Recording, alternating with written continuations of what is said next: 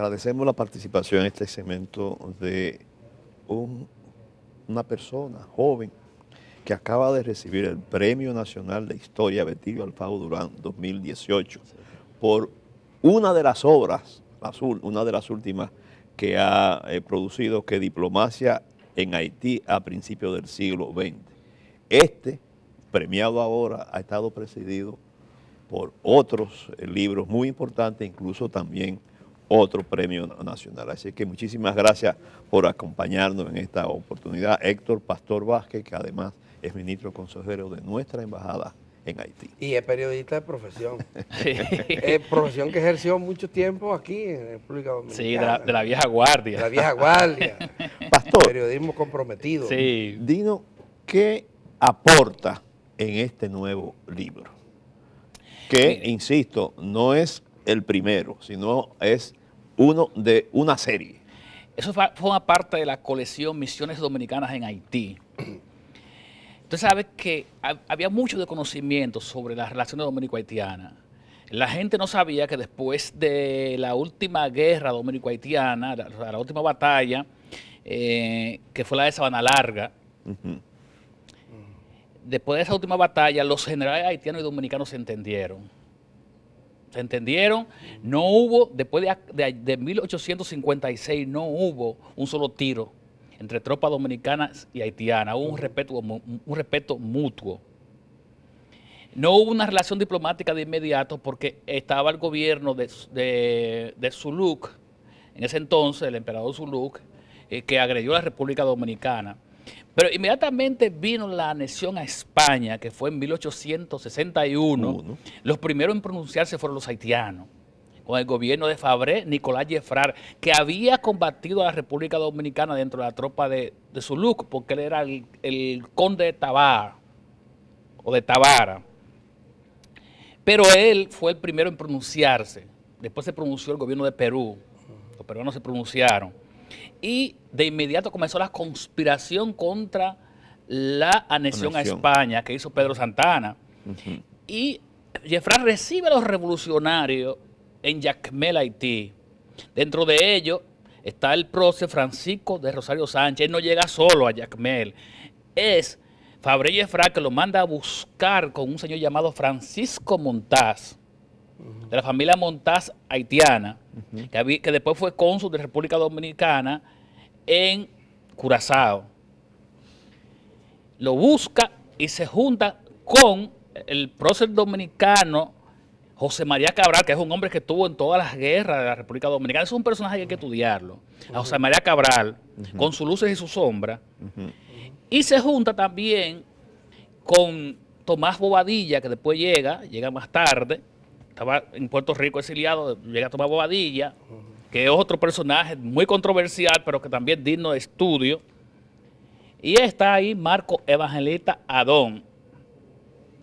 No estaba Luperón en esa época, era todavía muy joven. Y comienza la conspiración y la incursión guerrillera que da con la muerte de Francisco Rosario Sánchez, la fracasada incursión guerrillera. Pero ellos no se detuvieron. O sea, los haitianos siguieron apoyando a la causa dominicana hasta que se da la conspiración que comienza en Capotillo, que se gestó en Cabo Haitiano, con el general Filantrópico Noel, que apoyó a la tropa dominicana, y Tiricía Simón San, que después llegó a ser presidente de la República de Haití. Son los que comienzan a apoyar a los revolucionarios. Entonces, yo comienzo trabajando el tema de las relaciones dominico-haitianas a partir de ahí. De esa fecha. De esa fecha, que comienzan a acercarse. Primero hubo una relación informal de revolucionario. Exacto. Y después hubo una relación formal diplomática que comienza inmediatamente en medio de la guerra de la restauración, cuando viene la comisión Ducet, que es recibida en Puerto Plata por Gregorio Luperón, ya durante el gobierno de Pimentel. Pero ya hay antecedentes además de esto, porque durante la misma guerra independentista hubo acuerdos entre dominicanos y haitianos. Sí, hubo un cese al fuego. No solamente un cese a fuego. Sí, un acuerdo conspirativo. Juan Pablo Duarte logró. Bueno, sí. Estoy hablando de esa... Sí, pero no existía la República Dominicana, no, por recuerda. supuesto, estoy hablando existía. que es un antecedente importante en términos de relaciones. Exacto, Esto que nos estaba narrando es lo que está en misiones dominicanas en Haití, 1866, 76, 1877, 87. Exactamente. Okay. De ahí comienzan las relaciones, en que los primeros enviados comienzan durante el gobierno de José María Cabral. Ajá. En 1867, en septiembre, comienzan los primeros enviados, que es el general Wenceslaus Álvarez en Cabo Haitiano como cónsul, y el general Pedro Valverde como ministro plenipotenciario en Haití. Okay. En lo adelante, después vino un pacto de 1874 y después se da una relación bastante estrecha durante el gobierno de Heró. Ya. ¿Y cuál es la tesis que ahora desarrolla en este libro con relación a las relaciones diplomáticas? Que ya es en el siglo XX. A principios del siglo XX. Mira, yo voy haciendo algo muy diferente. Como periodista, al fin, tengo la tentación del análisis, resistí a esa tentación.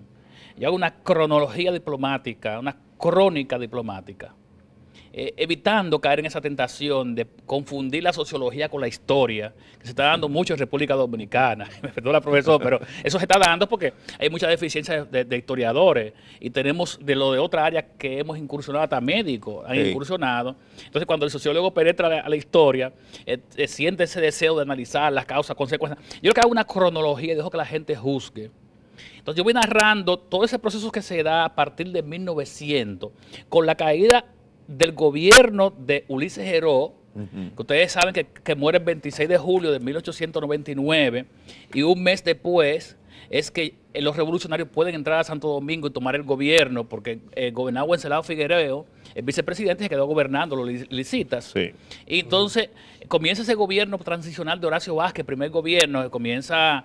si mal no recuerdo, en octubre de septiembre de 1899, hace unas elecciones y ya para noviembre está Juan Isidro Jiménez como presidente. Pero la turbulencia comienza ya en 1902, cuando Horacio Vázquez se subleva en arma contra su presidente, una cosa insólita, vicepresidente contra el presidente, en 1902. Entonces estoy narrando que esa misma turbulencia se dieron en Haití. Se dan en Haití también, era una especie de montonera, aquí y allá. Procesos simultáneos. Simultáneos. Entonces yo voy narrando las relaciones dominico-haitianas durante ese periodo, de 1900 hasta 1916. Sí. Pero lo que resulta es que estos dos tomos que ganaron el Premio Nacional de Historia del Archivo General de la Nación, Betilo Faudurán, son primero un primer tomo, 1905, que son los gobiernos de Juan Isidro Jiménez, ¿verdad? Alejandrito Woz y Gil, ustedes saben que volvió después. Okay. Horacio Vázquez, antes de Woz y Gil, Horacio Vázquez. Y después, entonces tenemos el gobierno de Felipe Moral Languasco. Ajá. Que cae en diciembre de 1905 y en enero viene el gobierno de Mon Cáceres. Entonces hay un segundo tomo que yo le llamo El presidente Cáceres y los gobiernos haitianos.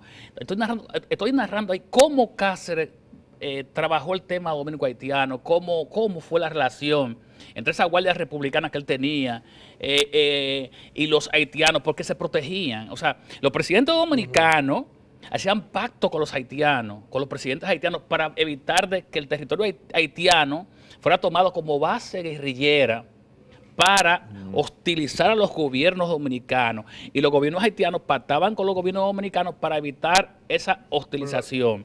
Entonces, este tercer tomo salió antes que los otros dos que están inéditos, porque en este...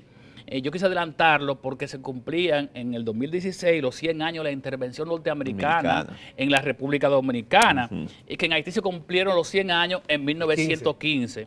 Para la juventud, los dos países tuvieron intervenido a partir del 16. Primero Haití en el 15. Y al año siguiente... El 16. Y un dato interesante es, aquí hay muchas cosas interesantes en este tomo. El otro después podemos explicarlo porque todavía no han salido, lo están editando. Miren, el mismo vapor que fue utilizado para invadir la República Dominicana fue utilizado para invadir la República de Haití. Y el mismo almirante que invadió la República Dominicana fue el que entró en Haití. Que aquí hay un error histórico.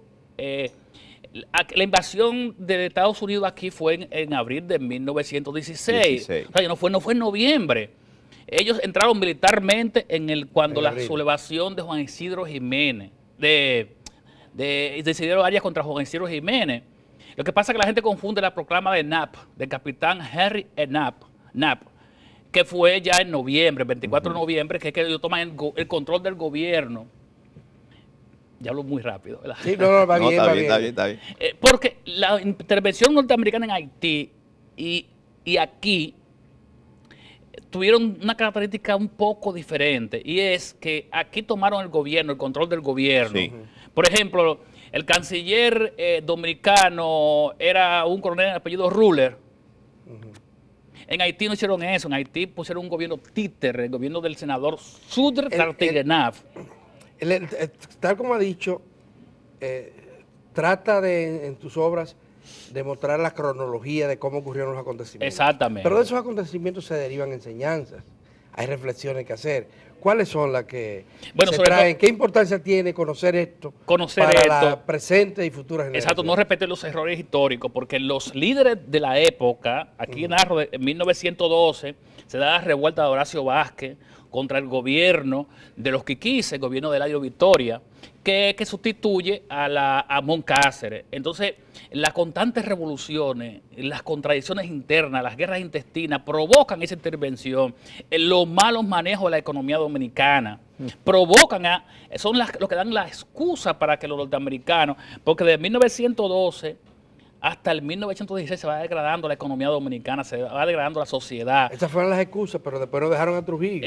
Exactamente. que uno dice que era mejor, estas guerrillas internas o esta dictadura prolongada. Terrible. Pero en Haití se da lo mismo. Sí, igual ocurre en Haití. En Haití ocurre sí, exactamente. No, pero fíjate una cosa, espérate, hay una diferencia en ese periodo, y es que los haitianos tuvieron democracia vigilada por los norteamericanos, hasta el golpe de Estado del coronel Paul Magloire, que fue en 1950 contra el gobierno legítimo de Estimé. Nosotros no tuvimos ese periodo de sosiego así. No tuvimos eso. Una dictadura férrea. Sí. Pastor, esto es historia, enseñanza que podemos derivar, no repetir los errores, pero caracterízame ahora las relaciones presentes, Haití-República Dominicana. ¿Cómo tú las caracterizarías? Bueno, yo pienso que es un periodo muy normal, siempre con sus situaciones que se dan, porque en las fronteras, sobre todo, y por el tema migratorio, que no es un tema de República Dominicana inclusive, un problema, es un problema mundial. Claro. Fíjense cómo va una caravana saliendo de Honduras rumbo a Estados Unidos, una cosa insólita, es donde la realidad superó la fantasía, nadie pudo haber imaginado una cosa semejante.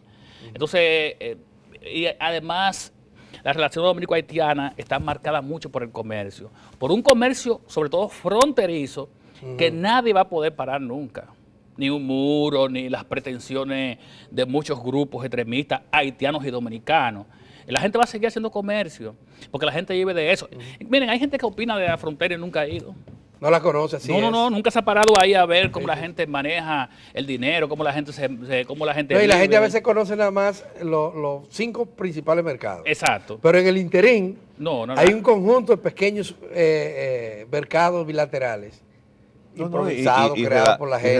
Relaciones horizontales permanentes. Sí. Permanentes. Hay montes por donde las autoridades no pasan. Así es. Sí, por la carretera internacional. Por ejemplo, el mercado de Tirolí.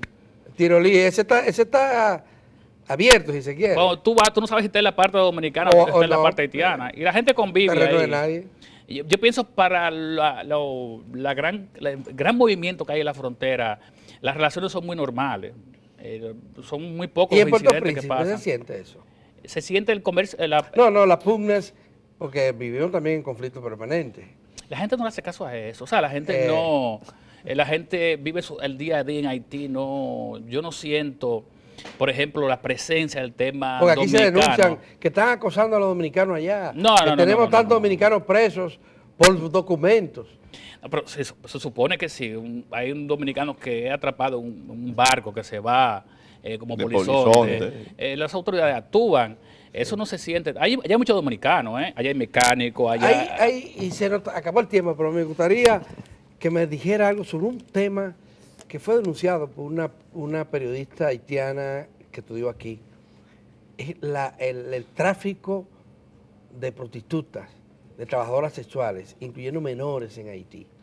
No, pero eso es viejo. Pero sí eso, persiste. No, eso siempre ha existido. Ustedes saben que nosotros hemos luchado contra eso y en varias ocasiones hemos rescatado menores de los lugares. Y no solamente menores, mujeres que son llevadas engañadas. Pero eso existe desde el principio del siglo, del siglo XX. Y no sé si tú leíste la novela de Jacques Stephen Alexis, en un abrir y cerrar de ojos. Trata sobre ese tema. No solamente antes, y también iban las cubanas. Sí, eso es muy viejo. Eso no es nada nuevo. Bueno. Se nos acaba el tiempo, Pastor. Sí. Pastor Vázquez. Adalberto, lo voy a dejar muchísimas gracias y éxito. Y la verdad es que nos sentimos orgullosos de tenerte a ti en la embajada, representando a la República Dominicana, en la embajada nuestra en Haití, en Puerto Príncipe. Y además felicitarte porque la verdad es que ya está en el círculo cerrado de los intelectuales, historiadores dominicanos. Muchísimas gracias por la participación. Y gracias a ustedes, amigas y amigos televidentes, porque estamos llegando al final del programa. Será mañana cuando nos encontremos nuevamente aquí en Teleantillas con otra entrega de su telediario 1+1.